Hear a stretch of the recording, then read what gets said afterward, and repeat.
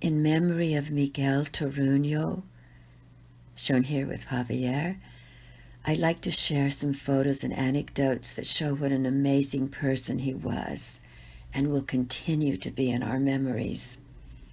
I think when we remember someone, we extend that person's life a little bit. And Miguel's life really deserves extending.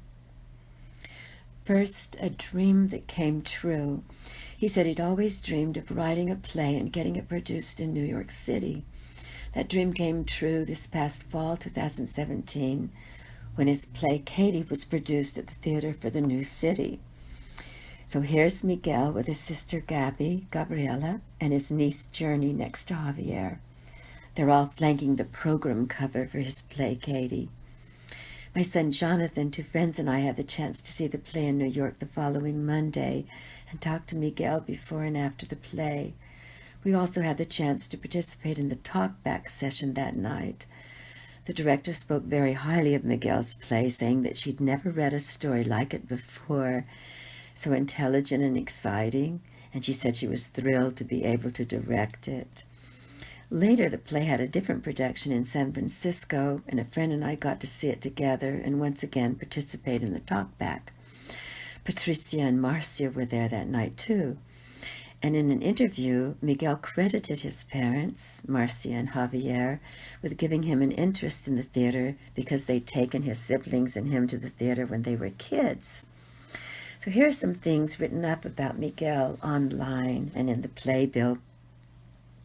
You can see that he worked as an assistant district attorney in Manhattan, and after that he worked for a large development bank investigating corruption in international government projects. Then he became a senior counsel for the House of Representatives Ethics Committee. Javier has a plaque on his wall showing Miguel in that job, and Miguel had a pretty nice business card too. When Miguel was working in Washington, he gave Javier one of the best trips of Javier's life. We'd already seen pictures of Miguel and his girlfriend Heidi on the White House lawn.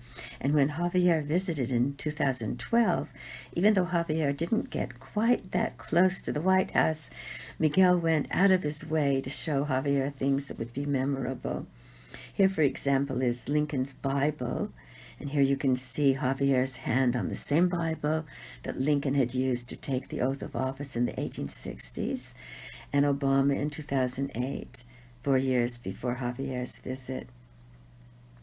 Miguel was like that, I think. He had ways of making his own dreams come true, but he didn't neglect the dreams of others and did what he could to make their dreams come true too.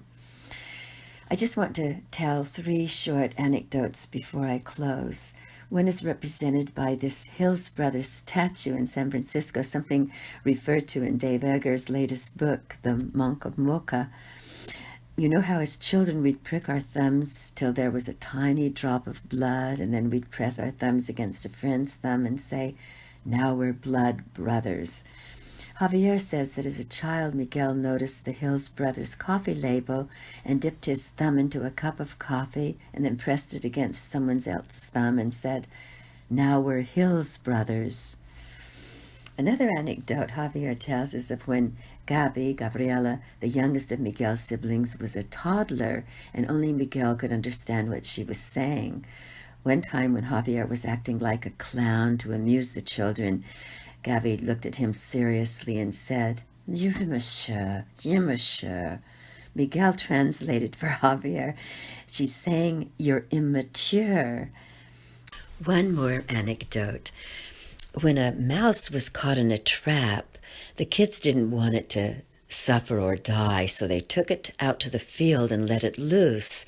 And as the mouse scampered away, Miguel sang out, "Born free as the wind blows, as free as the grass grows, born free to follow your heart."